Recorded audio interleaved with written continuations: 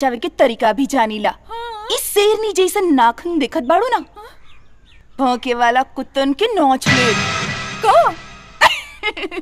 मुंह और का जा ख्याल रखिए।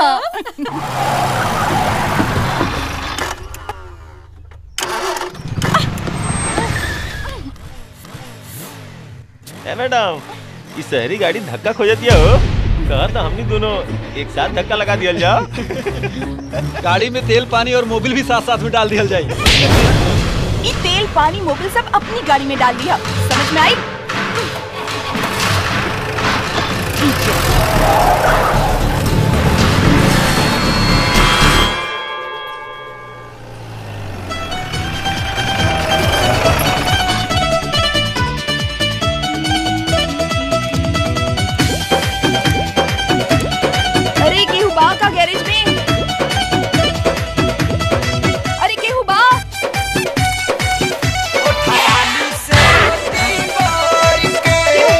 घुस गई नहीं है। हेलो, अरे हटबू तब नु निकला।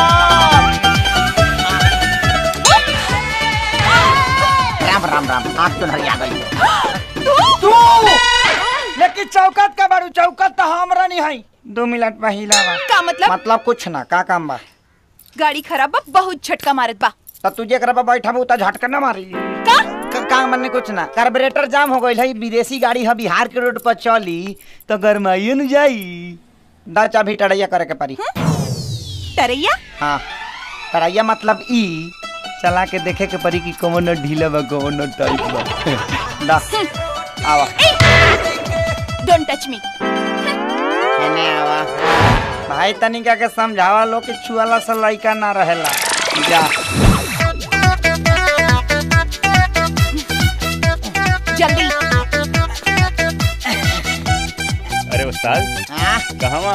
तनी टरैया मारवा के आवा तनी।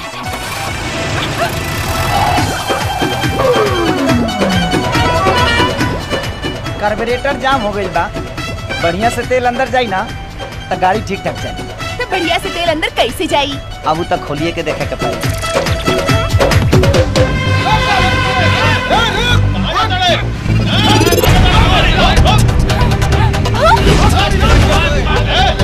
Oh shit! का भाई? इतनी गाड़ी तेज चलावा। काहे तेज चलावा? पीछे गुंडा बाड़न। गुंडा? गुंडा? हमके छेड़त रहे, हम थप्पड़ मार देनी। तैसान कपड़ा पहन के चलबू तानहरो तोहरा के छेड़ दी। इता गुंडा हुआ सा, ऐसे संस्कारी कपड़ा पहन के चला। ज्यादा लेक्चर मत, गाड़ी भगावा। तेज और तेज।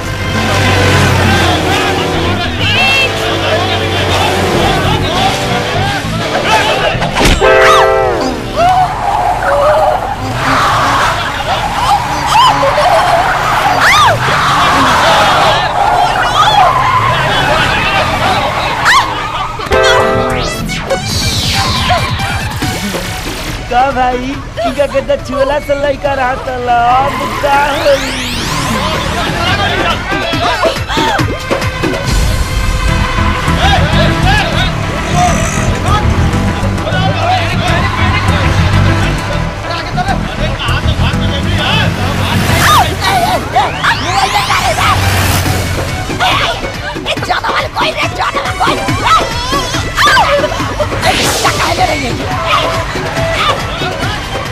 संभाला ना।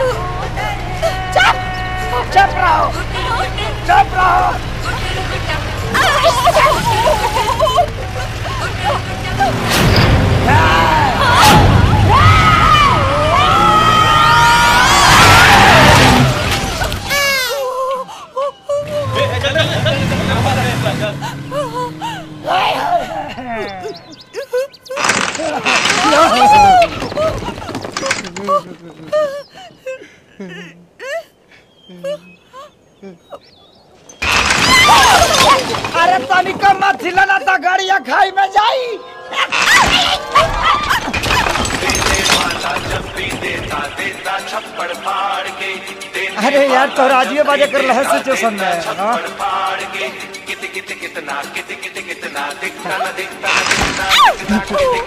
हमारे के नहीं की चाहत हमके मत छोड़ियो। हाँ तो हम का सुसाइड नोट घरे लिख के बनी हम अब मरे के नहीं चाहत रे दादा। हाँ। कुछ करा। हे भगवान ये जंगल में क्या करी। बिल्कुल मत हिलिया, हम उठावता नहीं तू ना।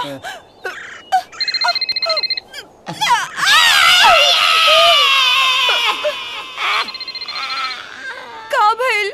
मोबाइल है जेब में बा। छी, पहली ना बतावे के। तो हमरा का पता रहा जे बगली फाटल बा। है न से निकाला है न से।